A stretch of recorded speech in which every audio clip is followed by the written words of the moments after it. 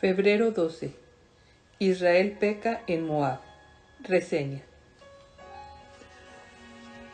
A pesar de la promesa del éxito militar sobre sus enemigos políticos, los israelitas pronto se encuentran derrotados en su punto más débil, es decir, moralmente.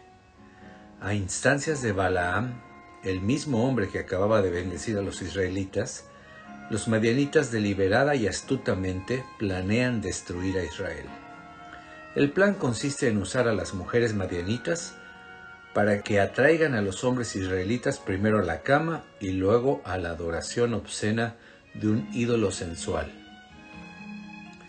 Los madianitas comprenden con exactitud que dicha adoración sería un golpe mortal para esta única nación teocrática.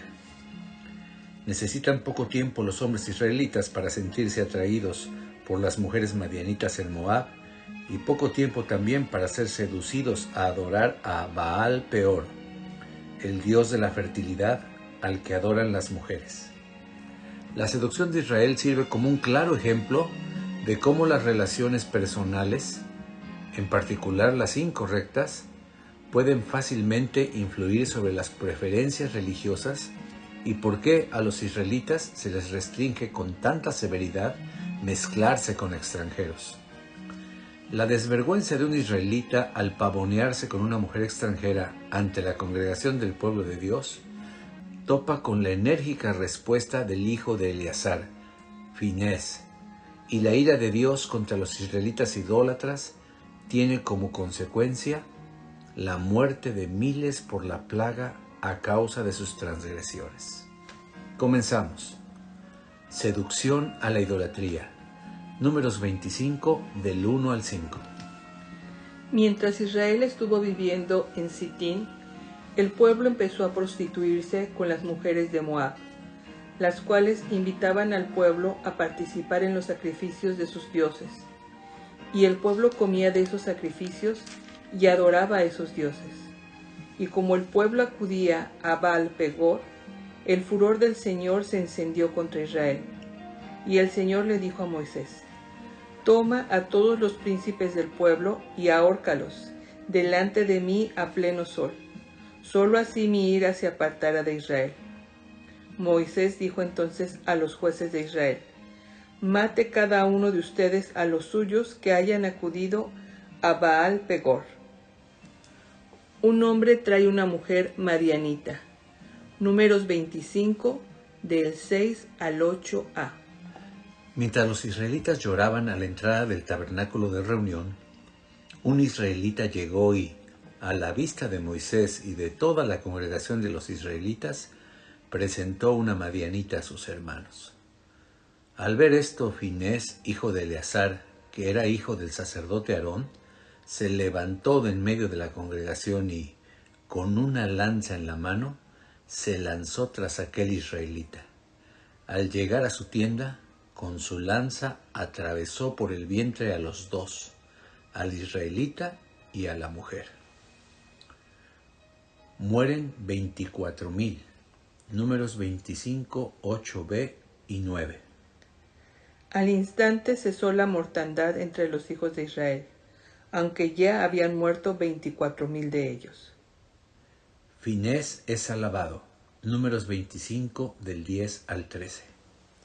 Entonces el Señor habló con Moisés y le dijo: Llevado por el celo que yo mismo tengo por mí, Finés, hijo de Eleazar, hijo del sacerdote Aarón, ha hecho que mi furor se aparte de los hijos de Israel. Por eso no los he consumido. Por lo tanto, dile que yo he establecido ya mi pacto de paz con él. Tanto él como sus descendientes contarán con el pacto del sacerdocio perpetuo, por haber mostrado celo por su Dios y por haber hecho expiación por los hijos de Israel. Los nombres de la pareja muerta. Números 25, del 14 al 15. El israelita que fue atravesado junto con la madianita se llamaba Simri, hijo de Salu, y era jefe de una familia de la tribu de Simeón. La madianita que murió con él se llamaba Cosbi, hija de Sur, quien era príncipe de pueblos y padre de familia en Madián. Los madianitas convertidos en un blanco. Números 25 del 16 al 18. El Señor habló con Moisés y le dijo: Hostilicen a los madianitas y mátenlos. También ellos los hostilizaron a ustedes con sus ardides. Los engañaron en relación con Baal Pegor y con su hermana Cosbi, la hija del príncipe de Madián, que por causa de Baal Pegor fue muerta el día de la mortandad. Destrucción de los madianitas. Reseña. Dios está claramente enojado por el ataque moral insidioso contra su pueblo a mano de los madianitas, pero también está enojado con los mismos israelitas. Debido a su desobediencia voluntaria y conforme a su promesa, envía una plaga que se lleva 24,000 vidas. Después de haberse ocupado de los israelitas, Dios enfrenta a los madianitas.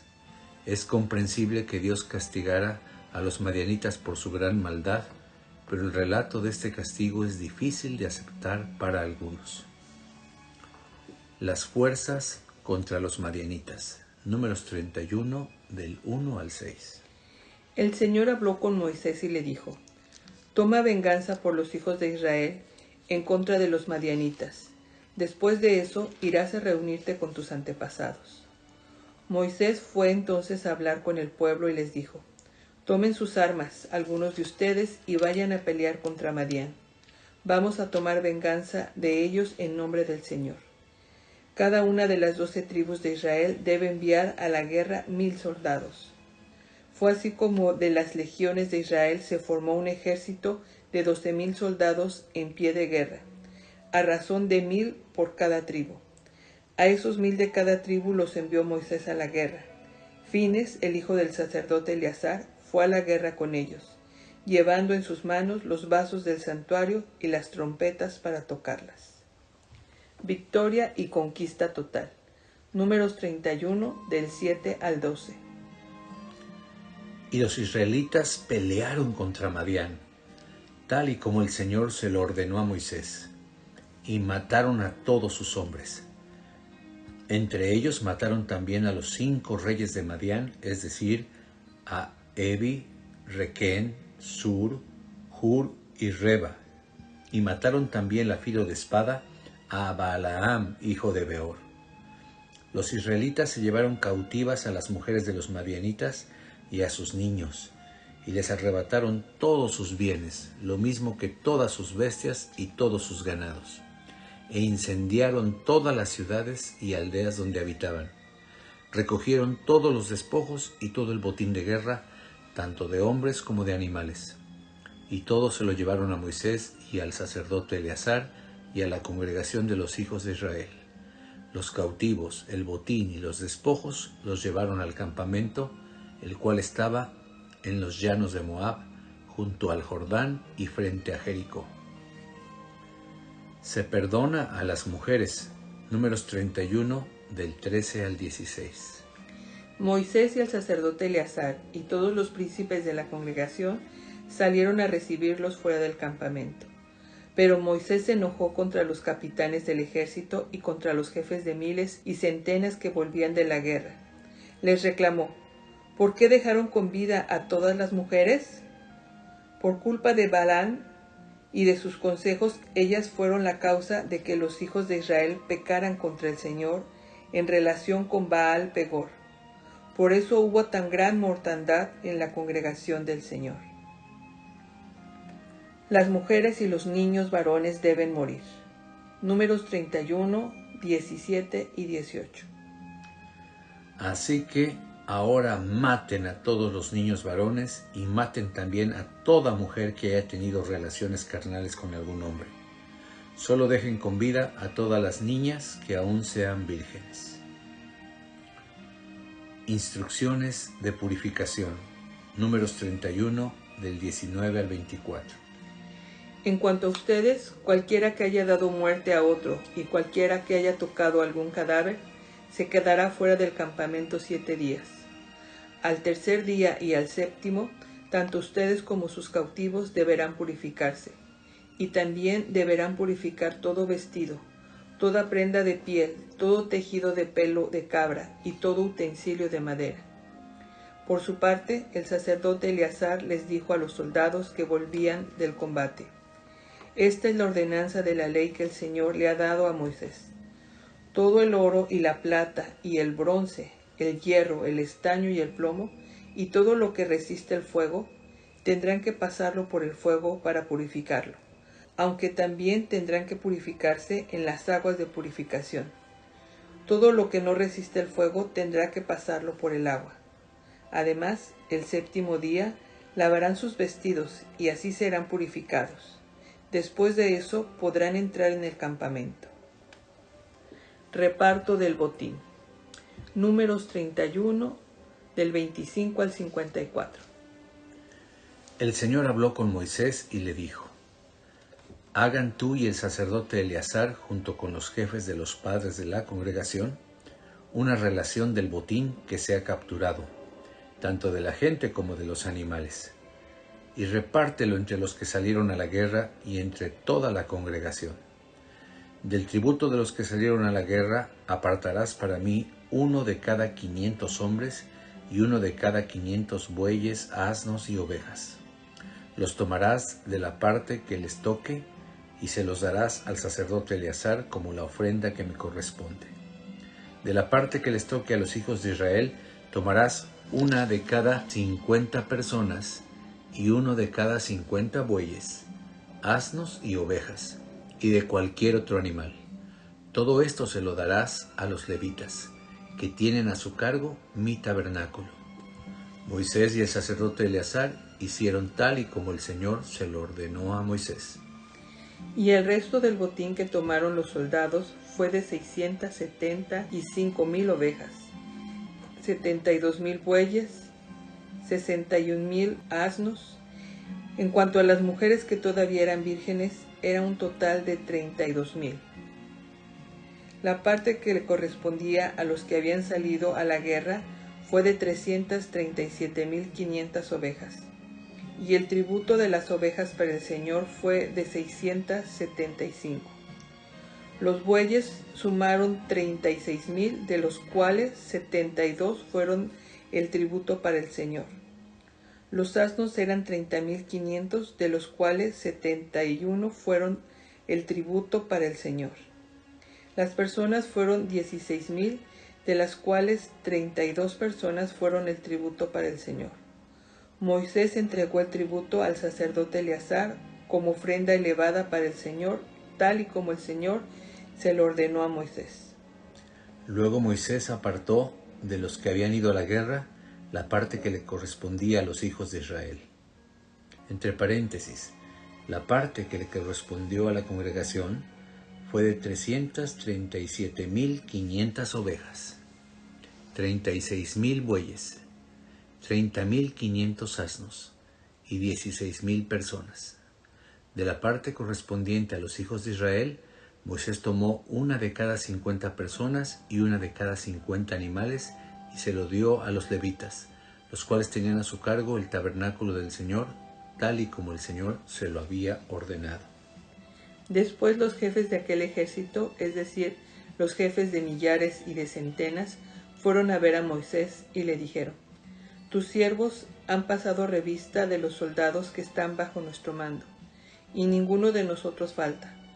Por eso hemos decidido presentar al Señor una ofrenda de las alhajas de oro, brazaletes, manillas, anillos, zarcillos y cadenas que cada uno de nosotros ha hallado, para hacer expiación por nosotros delante del Señor. Moisés y el sacerdote Eleazar recibieron de manos de ellos el oro y las alhajas, y todo el oro que los jefes de millares y de centenas ofrendaron al Señor pesó más de 184 kilos. Cada soldado había tomado botín para sí mismo, así que Moisés y el sacerdote Eleazar recibieron el oro de los jefes de millares y de centenas, y lo llevaron al tabernáculo de reunión como memorial de los hijos de Israel delante del Señor. Reseña. A uno le gustaría creer que las órdenes de matar partieron de Moisés mismo, pero hay suficiente evidencia para creer que él actuó bajo la dirección de Dios. Entonces surge la pregunta: ¿cómo un Dios de amor puede dirigir a condonar tal acción? La respuesta indudablemente es muy compleja. En cuanto a las mujeres, ellas fueron las que alejaron a los israelitas de Dios y los atrajeron al ídolo. En cuanto a los jóvenes varones, tal vez ellos habrían representado una amenaza continua para Israel al llegar a la edad adulta. Entre paréntesis, de hecho, tal amenaza se confirmará años más tarde cuando los madianitas de otras regiones entran en guerra contra Israel. Las niñas jóvenes, por otra parte, debían ser tomadas como esclavas en los hogares de los israelitas, donde por lo menos se librarían de la inevitable esclavitud espiritual de la adoración sensual a Baal Peor. Paréntesis. No hay indicio alguno de que Moisés quisiera que los israelitas las tomaran por esposas o concubinas. Pero incluso estas posibles explicaciones son difíciles de aceptar. Para poder apreciar más plenamente las acciones de Dios, es necesario comprender el nivel de conciencia moral de la época. Entre las naciones de aquella época, las guerras de venganza que implican una destrucción total o la confiscación de la propiedad y el exterminio o la esclavitud de hombres, de mujeres y niños eran comunes y esperados. Entre paréntesis, por esta razón no hay ninguna pista de que los israelitas sintieran la menor incomodidad al cumplir con las órdenes de Moisés. Para elevar la conciencia moral, primero de una nación y luego del mundo, Dios debe tomar a su pueblo tal como los encuentra e introducir principios de justicia dentro de un marco moral con el que pueden identificarse. El hecho de que las mujeres y los niños fueran salvados inicialmente de la muerte puede indicar que se hizo una excepción a las prácticas acostumbradas de una guerra de venganza. De ser así, el motivo de la excepción adquiere importancia. Es posible que los hombres de Israel siguieran atraídos por las mujeres madianitas y no comprendieran la continua amenaza moral que planteaban estas mujeres. Vista bajo esa luz, la acción de Moisés cobra una gran respetabilidad. También parece ser que Dios está enseñando una importante lección vital acerca de la actitud que debe tener su pueblo respecto a las diversas codicias humanas que libran una guerra contra el alma. Incluso la más leve de las lujurias, entre paréntesis, representada tal vez aquí por las mujeres y los niños jóvenes, debe resistirse tan completa y tempranamente como sea posible a fin de evitar su éxito en momentos de vulnerabilidad moral. El relato de la destrucción de los madianitas concluye con varias instrucciones respecto del botín que se tomó en la conquista, e incluso desde esta parte del relato pueden aprenderse lecciones útiles, en particular sobre las recompensas que se acumulan para quienes libran una batalla contra el pecado.